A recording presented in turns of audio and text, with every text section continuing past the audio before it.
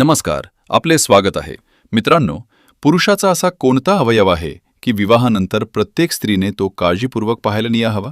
मित्रांनो, लग्नानंतर अनेक स्त्री किती काळ थांबावे, किती दिवस माहेरी राहावे, पतीपासून दूर वडिलांच्या घरी राहून स्त्री कोणते पाप करते, तेथे राहिल्यामुळे तिला कोणते पाप लागते आणि त्या पापाचे फळ तिच्या आईवडिलांनाही का भोगावे लागते? पद्मपुराणानुसार पतीपासून दूर वडिलांच्या घरी राहणारी स्त्री अत्यंत भयानक पाप करते, ज्याचा दंड तिचे मातापिता, पुत्र आणि संपूर्ण जगाला भोगावा लागतो. हा व्हिडिओ पूर्ण पाहिल्यानंतर तुम्हाला समजेल की पुरुषाचा तो कोणता अवयव आहे ज्याकडे स्त्रीने लक्षपूर्वक पाहिले पाहिजे आणि पतीपासून दूर राहणाऱ्या स्त्रीमुळे कोणती पापे घडतात. प्रत्येक विवाहित स्त्री आणि पुरुषाने हा व्हिडिओ शेवटपर्यंत नक्की पाहावा. मित्रांनो, या विषयावर पुराणांमध्ये एका प्राचीन कथेचे वर्णन आढळते. आज आम्ही तुम्हाला तीच कथा सांगणार आहोत. या कथेतील प्रत्येक घटनेत फार मोठे ज्ञान दडलेले आहे, म्हणून ती उत्सुकतेने ऐका. तर चला तुम्हाला ती कथा सांगतो. मित्रांनो, एकदा देवर्षी नारद यमलोकाच्या यात्रेला निघाले. ते धर्मराज यमराजांना भेटायला जात होते. मार्गात त्यांनी यमलोकाकडे जाणाऱ्या रस्त्याच्या कडेला असलेली अनेक नरके पाहिली. या नरकांमध्ये नारदांनी अनेक स्त्रियांना भयंकर यातना सहन करताना पाहिले. त्या स्त्रियांचा प्रत्येक अवयव आगीत जळत होता आणि त्या वेदनेने किंचाळत होत्या. त्यांच्या करुण आक्रोशाने संपूर्ण मार्ग दुमदुमून गेला. नारदांनी आश्चर्याने ऐकले की त्या स्त्रिया विलाप करत होत्या. हाय, आम्ही माहेरी राहून घोर पाप केले आहे. आता या पापातून आम्हाला मुक्ती कशी मिळेल? त्यांचे हे शब्द ऐकून देवर्षी नारदांच्या मनात खोल शंका निर्माण झाली. ते विचार करू लागले, या बिचाऱ्या स्त्रिया कोणत्या पापाबद्दल बोलत आहेत? माहेरी राहणे पाप असू शकते का? आणि तसे असेल तर त्या पापाचे फळ कोण भोगतो? हे रहस्य जाणून घेण्यासाठी नारदांनी त्वरित यमराजांच्या दरबाराकडे प्रस्थान केले. यमपुरीत पोहोचल्यावर नारद यमराजांसमोर उपस्थित झाले. धर्मराज यमराजांनी आदरपूर्वक त्यांचे स्वागत केले आणि म्हणाले, हे देवर्षी नारद, यमलोकात आपले स्वागत आहे. आज आपल्या आगमनाचे कारण काय? नक्कीच आपण काही महत्त्वाची वार्ता घेऊन आला असाल. नारदांनी यमराजांना प्रणाम करून म्हणाले, हे धर्मराज, मी केवळ आपल्या दर्शनाच्या इच्छेने येथे आलो होतो. परंतु मार्गात मी एक अत्यंत विचित्र दृश्य पाहिले, ज्यामुळे माझ्या मनात अनेक प्रश्न निर्माण झाले. आपण परवानगी दिलीत तर मी माझी शंका आपल्यासमोर मांडू इच्छितो.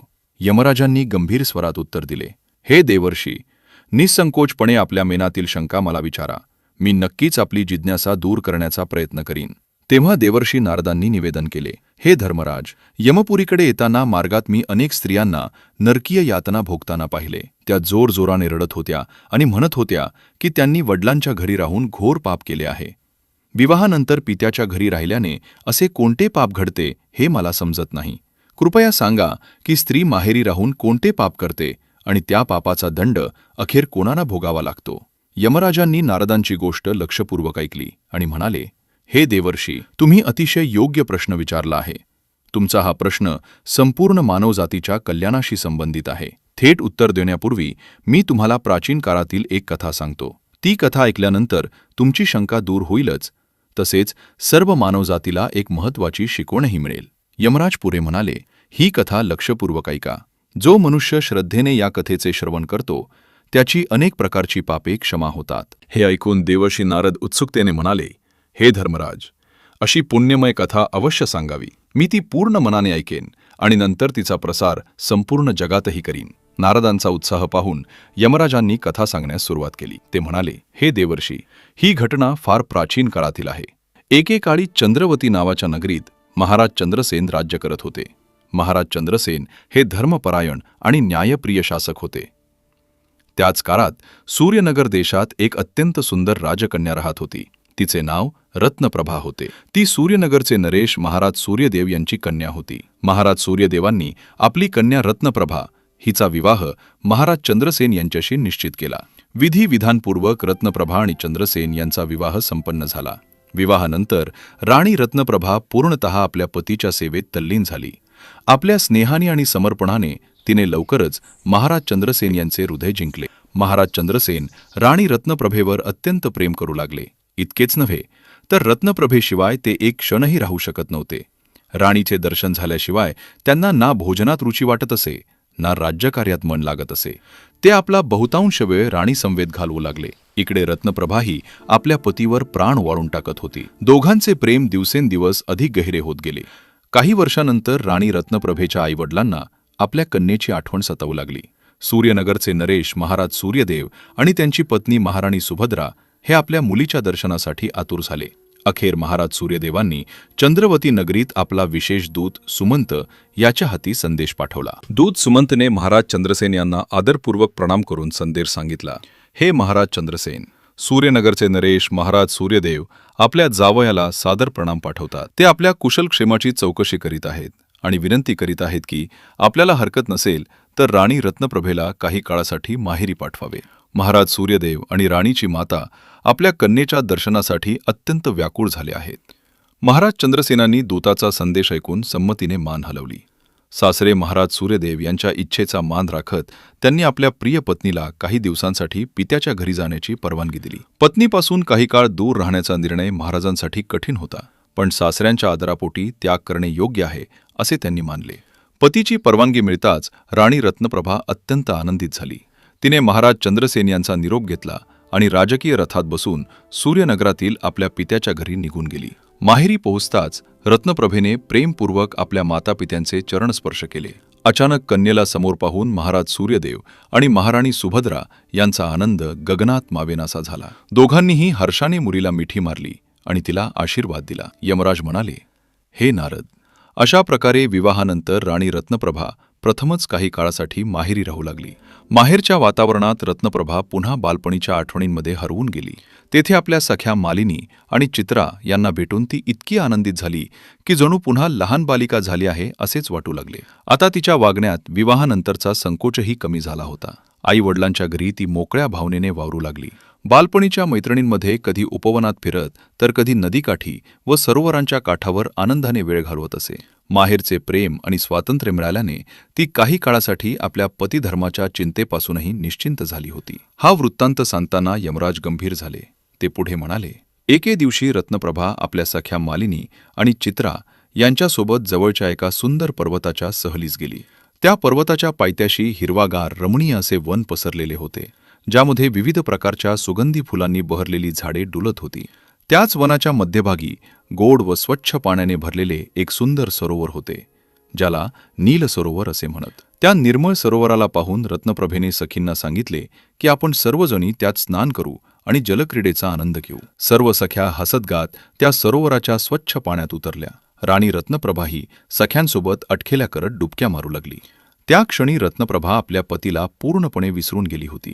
बालपणीच्या मैत्रिणींमध्ये पाण्यात खेळताना तिच्या मनात एकदाही पती चंद्रसेन यांचे स्मरण झाले नाही. ती निर्धास्तपणे मौज-मजेत मग्न होती. त्याचवेळी आकाशमार्गाने कुबेराचा एक अनुचर राक्षस मायाक्ष आपल्या दिव्य विमानातून कुठेतरी जात होता. योगायोगाने तो त्याच नील सरोवराच्या वरून गेला, जिथे रत्नप्रभा आपल्या सख्यांसोबत क्रीडा करत होती. खाली नजर पडताच मायाक्षची दृष्टी त्या रूपवती रत्नप्रभेवर स्थिरावली. रत्नप्रभेचे अप्रतिम सौंदर्य पाहून तो मोहित झाला. आपल्या दिव्य ज्ञानाने त्याने तत्क्षणी ओळखले की ही सुंदरी सूर्यनगरच्या नरेशाची कन्या रत्नप्रभा असून चंद्रवतीच्या नरेश चंद्रसेन यांची पत्नी आहे. रत्नप्रभेला पाहताच मायाक्षच्या मनात तीव्र वासना जागी झाली. तो मनात्या मनात विचार करू लागला, अहो, किती अनुपम सुंदरी आहे ही. असे रूप तर देवतांनाही दुर्मिळ आहे, परंतु ही स्त्री पतिव्रता आहे, आपल्या आत्मबलामुळे सुरक्षित आहे. अशा सती स्त्रीला फसवणुकीनेच मिळवता येते. थेट तिच्याशी काहीही करणे अशक्य आहे. महाराज चंद्रसेन किती मूर्ख आहेत की त्यांनी आपल्या रत्नासारख्या पत्नीला माहेरी पाठवले. आता माझी बुद्धी भ्रष्ट होत चालली आहे. या सुंदरीला प्राप्त करण्यासाठी मी कोणता उपाय करावा, असे विचार करून त्या मायावी राक्षसाने एक योजना आखली. त्याने आपल्या मायावी शक्तीने तत्क्षणी महाराज चंद्रसेन यांचे रूप धारण केले. आता त्याचे रूप, रंग, वेशभूषा सर्व काही चंद्रसेनसारखेच दिसू लागले. दुरून पाहिल्यास कोणालाही फरक कळला नसता. रूप बदलून मायाक्ष त्या वनात एका दाट वृक्षाखाली जाऊन बसला. त्यानंतर त्याने अत्यंत मधुर स्वरात वीणा वाजवायला सुरुवात केली. त्या संगीतात जादुई मोहिनी होती, जी मनाला वेड लावणारी होती. सरोवरात जलक्रीडा करत असलेल्या रत्नप्रभा आणि तिच्या सख्यांच्या कानावर ती मधुर तान पडताच त्या मंत्रमुग्ध झाल्या. त्या संगीतात सर्वांचे मन आपोआपच ओढले जाऊ लागले. रत्नप्रभा आश्चर्याने विचार करू लागली, हे मंत्रमुग्ध करणारे संगीत कोण वाजवत आहे? राणी रत्नप्रभा सख्यांसह त्या दिशेने चालू लागली, जिथून तो स्वर येत होता. थोड्याच अंतरावर त्यांनी पाहिले की एका दाट झाडाखाली एक पुरुष वीणा वाजवत बसला आहे. जवळ जाऊन पाहताच रत्नप्रभा चकित झाली. तो पुरुष अगदी हुबेहूब महाराज चंद्रसेनसारखाच दिसत होता. क्षणभर तिला आपल्या डोळ्यांवरच विश्वास बसेना. ती विचार करू लागली, माझे धर्मपरायण स्वामी आपला राजमहल सोडून इतक्या दूर या वनात कसे आले? तिच्या मनात आश्चर्य आणि आनंद यांचे मिश्र भाव निर्माण झाले. तेवढ्यात झाडाखाली बसलेल्या त्या व्यक्तीने स्वतःच मधुर स्वरात हाक मारली, प्रिय रत्नप्रभा, इकडे ये. तुझ्याशिवाय मी अजिबात राहू शकत नव्हतो, म्हणूनच तुला घेण्यासाठी स्वतः आलो आहे. प्रिये, तुला पाहिल्याशिवाय मला चैन पडत नव्हते. मी क्षणभरही तुझ्यापासून दूर राहू शकत नाही. महाराज चंद्रसेन तेथे बसलेले पाहून रत्नप्रभा मनातल्या मनात थोडीशी संकोचली. तरीही आपल्या पतीला अशा प्रकारे समोर पाहून तिच्या मनात आनंदही दाटून आला. पतीच्या प्रेमळ शब्दांनी राणी रत्नप्रभा लाजून गेली. तिला खात्री वाटली की हे स्वतः महाराज चंद्रसेनच आहेत, जे प्रेमापोटी तिला घेण्यासाठी वनात आले आहेत. पतीचे असे अथांग प्रेम पाहून राणी रत्नप्रभा मनोमन धन्य झाली. ती लाजत लाजत हळूहळू त्यांच्याजवळ गेली. संधी साधून त्या वेषांतरधारीने राणी रत्नप्रभेचा कोमल हात धरला. रत्नप्रभा काही समजून घेण्याआधीच तो तिला घेऊन वनाच्या अधिक आत एकांत स्थळी गेला, जिथे दूरवर कोणीही नव्हते. दाट वृक्षांच्या आड पोचताच त्या धूर्ताने राणीला आपल्या बाहुपाशात घेतले. तेव्हापर्यंत रत्नप्रभेला पूर्ण विश्वास होता की हे तिचेच पती आहेत. पतीप्रेमावर सर्वस्व अर्पण करणाऱ्या राणीने लज्जा सोडून स्वतःला त्यांच्या आलिंगनात झोकून दिले. त्या कपटीने अशा प्रकारे एकांतात आपल्या इच्छेनुसार राणी रत्नप्रभेशी फसवणूक केली. त्याने राणीशी वैवाहिक अधिकार असल्याप्रमाणे वर्तन केले. त्या कुकर्मी राक्षसाची वासना शांत होताच राणी रत्नप्रभेला काहीतरी विचित्र जाणवले. महाराज चंद्रसेन यांच्या शरीरावर एक विशिष्ट गुप्त तिराचे चिन्ह होते, जे राणीला चांगलेच माहीत होते. परंतु या व्यक्तीच्या शरीरावर ते चिन्ह कुठेही दिसत नव्हते. हे पाहताच रत्नप्रभा स्तब्ध झाली. तिच्या पायाखालची जमीनच सरकली. ज्या व्यक्तीला ती आतापर्यंत आपला पती समजत होती, तो प्रत्यक्षात एक भयंकर फसवणूक करणारा ठरला. क्षणभरापूर्वी प्रेम आणि सुखाने भरलेले राणीचे हृदय पुढच्या क्षणी भय आणि क्रोधाने भरून गेले. ती त्वरित त्या व्यक्तीच्या बाहुपाशातून दूर झाली आणि गडबडीत आपले वस्त्र सावरत उभी राहिली. तिच्या डोळ्यांतून अश्रू वाहू लागले. क्रोध आणि अपमानाने थरथरत राणी रत्नप्रभा ओरडली, अरे दुष्टा, तू आहेस तरी कोण?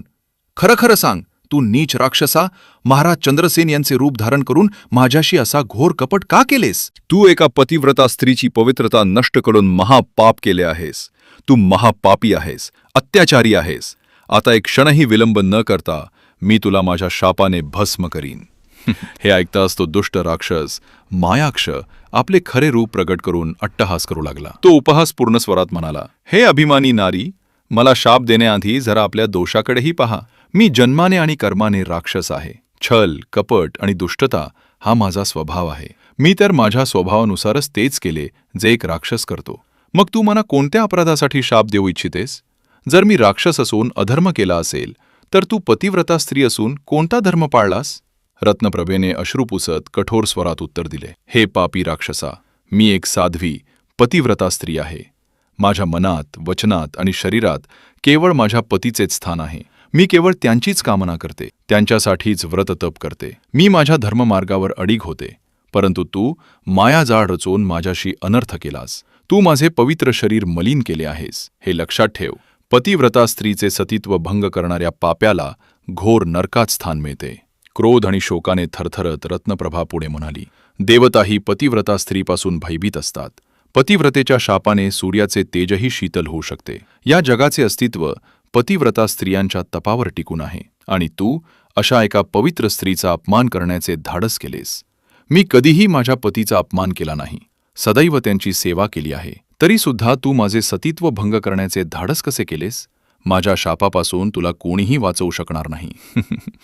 रत्नप्रभेचा संतप्त चेहरा पाहूनही त्या राक्षसावर काहीही परिणाम झाला नाही. तो क्रूरपणे हसत म्हणाला, सुंदरी, आता माझेही म्हणणे ऐक. जसे आंधळ्या माणसाला काहीच दिसत नाही, तसेच त्यावेळी तू धर्मरूपी नेत्रांनी आंधळी झाली होतीस. ज्या क्षणी तू आपल्या पतीचे घर सोडून माहेरी येण्याची इच्छा केलीस, त्याच क्षणी तुझ्या मनातून पतीचे स्मरण लोपले. खरी पतिव्रता स्त्री तर प्रत्येक क्षणी केवळ आपल्या पतीचेच स्मरण करते. ज्या क्षणी तुझ्या हृदयात पतीपासून दूर राहण्याचा विचार आला, त्याच क्षणी तुझ्या पतिव्रता धर्माची दृष्टी नष्ट झाली. म्हणूनच तू मला ओळखू शकली नाहीस. तू खऱ्या अर्थाने पतिव्रता असतीस तर मी रूप बदलले असतानाही मला पाहता क्षणीच समजले असते की मी तुझा स्वामी नाही. मायाक्ष पुढे म्हणाला, पतिव्रता स्त्री तर सुगंधानेही आपल्या पतीला ओळखते. हाच खरा भेद आहे. स्त्रीने आपल्या पतीच्या प्रत्येक अंगाची, प्रत्येक चिन्हाची आणि स्पर्शाची ओळख काळजीपूर्वक ठेवली पाहिजे, जेणेकरून कोणताही बहुरूपी तिला फसवू शकणार नाही. पण तू माहेरी येऊन आपल्या पतीला पूर्णपणे विसरलीस. म्हणूनच तू माझ्यासारख्या कपटीला आपला पती समजलीस आणि माझ्या मागे वनात आलीस. राक्षस मायाक्षचे हे निष्ठुर शब्द ऐकून राणी रत्नप्रभेला आपल्या चुकीची जाणीव झाली. तिचा राग आता पश्चात्तापात बदलू लागला. पतीपासून दूर राहून आपण मोठी चूक केली आहे असे वाटून ती अंतःकरणात स्वतःलाच दोष देऊ लागली. तेवढ्यात मायाक्षने शेवटचे वचन उच्चारले, हे रत्नप्रभा, मी तुला फसवून निघून जात आहे. याचे फलित म्हणून तुझ्या गर्भातून असा पुत्र जन्माला येईल जो तिन्ही लोकातील प्राण्यांना दुःख देईल. हाच तुझ्या या पापाचा परिणाम असेल. हे बोलून मायाक्ष तेथून अंतर्धान पावला. तो आकाशात विलीन होऊन आपल्या लोकात परत गेला. मागे उरली ती दुर्दैवी रत्नप्रभा, जी या आघाताने जणू अर्धमृत अवस्थेत पोहोचली होती. त्या निर्जन वनात एका वृक्षाचा आधार घेऊन ती फूटफुटून रडू लागली. काही वेळाने रत्नप्रभेचा विलाप ऐकून तिच्या सख्या मालिनी आणि चित्रा घाबरल्या आणि तिला शोधत त्या दिशेने धावल्या. सख्यांनी रत्नप्रभेला रडताना पाहिले तेव्हा त्या स्तब्ध झाल्या. आश्चर्य आणि काळजीने त्यांनी विचारले, राजकुमारी, काय झाले? आपण का रडत आहात? महाराज चंद्रसेन कुठे आहेत? राणी रत्नप्रभेने रडत रडत आपली दुःखकथा सख्यांना सांगितली. रत्नप्रभेसारख्या पतिव्रता स्त्रीवर अशी आपत्ती ओढावली आहे हे ऐकून सख्या अत्यंत हादरल्या. त्यांनी त्वरित रत्नप्रभेला धीर दिला आणि तिला तेथून महालात घेऊन गेल्या. माहेरी परतल्यावर राणी रत्नप्रभा भय आणि शोकाने थरथरत होती. तिच्या डोळ्यांतून अश्रूंची धार थांबायचे नाव घेत नव्हती. सख्यांनी ताबडतोब महाराणी सुभद्रांना बोलावून सर्व हकीकत सांगितली. आपल्या मुलीवर इतकी मोठी आपत्ती आली आहे हे कळताच महाराणी सुभद्रा मूर्छित होऊन कोसळल्या. गोंधळाचा आवाज ऐकून स्वतः महाराज सूर्यदेव तेथे आले. त्यांनी व्याकुळतेने बेशुद्ध पत्नीला सावरले आणि जेव्हा मुलीची अपभीती ऐकली तेव्हा महाराज सूर्यदेव यांच्या डोळ्यांतही अश्रू तरळले. दुःख, क्रोध आणि पश्चात्तापाने व्याकुळ झालेले सूर्यदेव उद्गारले, हाय रे दैवा, मी हे काय करून बसलो? मीच माझ्या फुलासारख्या कन्येला माहेरी बोलावून नकळत असा अनर्थ घडवून आणला. काश मी रत्नप्रभेला बोलावलेच नसते, तर तिला आज या पापाची भागीदार व्हावे लागले नसते. आता वेळ निघून गेली होती. काहीही बदल करता येणार नव्हते. महाराज सूर्यदेवांनी त्वरित निर्णय घेतला की रत्नप्रभेला विलंब न लावता पतीकडे परत पाठवले पाहिजे. विश्वासू सेवकांसह त्यांनी आदरपूर्वक रत्नप्रभेला चंद्रवती नगरीकडे रवाना केले. दुःखी अंतःकरणाने आईवडिलांनी आपल्या कन्येला निरोप दिला. त्यांच्या मनात अपार ग्लानी होती की त्यांच्या लाडक्या कन्येसोबत त्यांच्या घरात असा अनर्थ करून गेला. इकडे चंद्रवती नगरीत महाराज चंद्रसेन आपल्या प्राणप्रिय पत्नीपासून दूर होऊन अत्यंत व्याकुळ झाले होते. त्यांना ना दिवसा चैन पडत होते ना रात्री झोप येत होती. रत्नप्रभेशिवाय ते स्वतःला अपूर्ण, अर्धवट वाटत होते. प्रेमाने भरलेल्या अशा अवस्थेत जेव्हा अचानक महाराणी रत्नप्रभा अपेक्षेपेक्षा लवकर परत आलेली दिसली तेव्हा महाराज चंद्रसेन यांच्या आनंदाला पारावार उरला नाही. त्यांनी धावत जाऊन प्रेमपूर्वक रत्नप्रभेला मिठी मारली आणि म्हणाले, प्रिये, तुझ्याशिवाय माझे जीवन एक क्षणही सुखकर नव्हते. तू अजून काही दिवस उशिरा आली असतीस तर कदाचित माझे प्राणच गेले असते. पतीच्या तोंडून हे प्रेमळ शब्द ऐकताच अंतःकरणात दडवून ठेवलेल्या अपार दुःखाच्या ओझ्याखाली दबलेली राणी रत्नप्रभा फूटफुटून रडू लागली. ती रडत महाराजांच्या छातीला येऊन बिलगली. चंद्रसेन घाबरले. त्यांनी प्रेमाने राणीचे अश्रू पुसत विचारले, सुंदरी, काय झाले? तुझ्या डोळ्यात अश्रू का आहेत? सूर्यनगरातून आईवडिलांचा निरोप घेताना मन व्याकुळ झाले आहे का? मला सांग, तू कोणते दुःख माझ्यापासून लपवत आहेस? रत्नप्रभेने स्वतःला सावरले आणि चेहऱ्यावर सामान्य भाव आणत ती म्हणाली, स्वामी, काहीच नाही. माहेरून निघताना मन जड झाले होते, म्हणून आईवडिलांना सोडताना दुःखाने रडू आले. आपण काळजी करू नका, आता मी परत आले आहे ना. असे म्हणत तिने विषय टाळला आणि त्या महापापाचा उल्लेख पतीजवळून लपवून ठेवला. राणी रत्नप्रभेने निश्चय केला की हा कलंक ती आयुष्यभर आपल्या हृदयात गुप्त ठेवेल. यानंतर रत्नप्रभेने स्वतःला सावरले आणि पूर्वीप्रमाणेच महाराजांच्या सेवेत व प्रेमात तल्लीन झाली. मात्र आतून तिचे हृदय सतत ग्लानी आणि भीतीने थरथरत होते. राक्षस मायाक्षचे शब्द तिच्या मनात क्षणोक्षणी घुमत राहत होते. तिच्या गर्भात पेरलेल्या त्या पापाच्या बीजाचे फळ काय भोगावे लागेल याची चिंता तिला सतावत होती. काळ पुढे सरकू लागला. काही महिन्यानंतर रत्नप्रभेच्या गर्भावस्थेची लक्षणे दिसू लागली. हे कळताच महाराज चंद्रसेन अत्यंत आनंदित झाले, कारण त्यांच्या घरात वारस जन्माला येणार होता.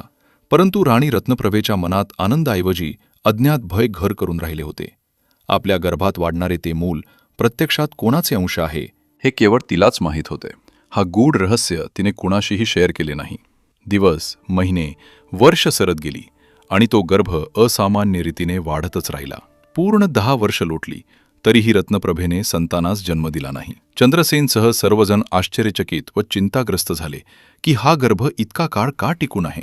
10व्या वर्षाच्या अखेरीस रत्नप्रभेने एका पुत्रास जन्म दिला. मात्र त्या बालकाच्या जन्मताच महालात एकच हाहाकार उडाला. तो काही सामान्य बालक नव्हता. पाहता क्षणीच तो अत्यंत भयानक वाटत होता. जन्मताच त्याच्या मुखातून अट्टहासासारखी भीषण किंकाळी फुटली आणि त्याचे डोळे अंगारांसारखे लाल भडक चमकू लागले. ज्योतिषांनी त्याची कुंडली पाहताच थरथरत भविष्यवाणी केली की हा बालक मोठा होऊन अत्यंत अधर्मी आणि क्रूर शासक बनेल. हे ऐकून महाराज चंद्रसेन आणि राणी रत्नप्रभा स्तब्ध झाले. हा अलौकिक बालक सामान्य मानव संतान नाही हे त्यांच्या लगेच लक्षात आले. हा बालक दुसरा कोणी नसून पुढे तिन्ही लोकांना आतंकित करणारा कपाल असुरच होता. यमराजांनी खोल उसासा टाकत म्हटले, हे देवर्षी नारद, त्या पापाचे हेच परिणाम झाले. यानंतर यमराजांनी पुन्हा नारदांना उद्देशून सांगितले, आता तुमच्या प्रश्नाचे उत्तर लक्षपूर्वक ऐका. जी विवाहित स्त्री विवाहानंतरही पित्याच्या घरी राहते ती नकळत आपल्या पतिधर्मापासून दूर जाऊन पापाची भागीदार होऊ शकते. माहेरी राहून तिच्याकडून जे पाप घडते त्याचे फळ अखेरीस तिच्या मातापित्यालाच भोगावे लागते. म्हणूनच विवाहानंतर कोणत्याही पित्याने आपल्या कन्येला दीर्घकाळ माहेरी ठेवू नये. धर्मराज यमराज पुढे म्हणाले, ज्या पुरुषाशी स्त्रीचा विवाह झाला आहे त्याच्याच घरी राहणे हेच तिचे परम कर्तव्य आहे. सासरी राहून जेव्हा ती भक्तिभावाने आपल्या पतीची सेवा करते तेव्हा पतिकुळ आणि पितृकुळ दोन्हींची कीर्ती वाढते. परंतु माहेरी आल्यावर स्त्री पुन्हा बालपणातील सुखात रमून आपल्या पतीला विसरू शकते. विवाहानंतर तिचे खरे संरक्षण तिचा पतीच करू शकतो. पतीपासून दूर राहिल्यास कधीही तिच्या मनात विकार उत्पन्न होऊ शकतात किंवा मोहवश ती परपुरुषाच्या जाळ्यात अडकू शकते, जसे रत्नप्रभा त्या बहुरूप्याच्या जाळ्यात अडकली. यमराजांनी स्पष्टपणे सांगितले, जर स्त्री सासरी राहून पाप करते तर त्या पापाचे फळ तिच्या पतीला भोगावे लागते. पण जर ती माहेरी राहून पापाची भागीदार ठरते तर त्या पापाचा दंड तिच्या मातापित्याला भोगावा लागतो. कन्येच्या सद्गुणांमुळेच पित्याची कीर्ती वाढते. म्हणून विवाहानंतर कन्येचे स्थान तिच्या पतीच्या घरातच असते. विवाहित स्त्रीचा परमधर्म हाच आहे की तिने पतीच्या घरी राहून पतिसेवा व गृहस्थ धर्माचे पालन करावे. हे ऐकून नारदांनी श्रद्धेने हात जोडत म्हटले, हे धर्मराज, आपण माझी शंका दूर केलीत आणि त्याचबरोबर संपूर्ण मानवजातीसाठी हे अमूल्य उपदेश दिले आहेत. मी वचन देतो की पृथ्वीवर जाऊन या कथेचा आणि यातून मिळणाऱ्या शिक्षेचा नक्कीच प्रचार करीन. यमराजांनी प्रसन्न होऊन देवर्षी नारदांना आशीर्वाद दिला. नारद नारायण नारायण असा जयघोष करत यमलोकातून निघाले आणि पृथ्वी लोकाकडे प्रस्थान केले. मित्रांनो, आशा आहे की ही कथा ऐकून तुम्हाला काहीतरी नवीन शिकायला मिळाले असेल. ही कथा तुम्हाला कशी वाटली ते कृपया कमेंट करून नक्की सांगा. माहिती आवडली असेल तर व्हिडिओला लाईक करायला विसरू नका. कमेंटमध्ये जय श्रीकृष्ण अवश्य लिहा आणि आमच्या चॅनलला सबस्क्राईब करा. आपण सर्वांचे मनःपूर्वक आभार.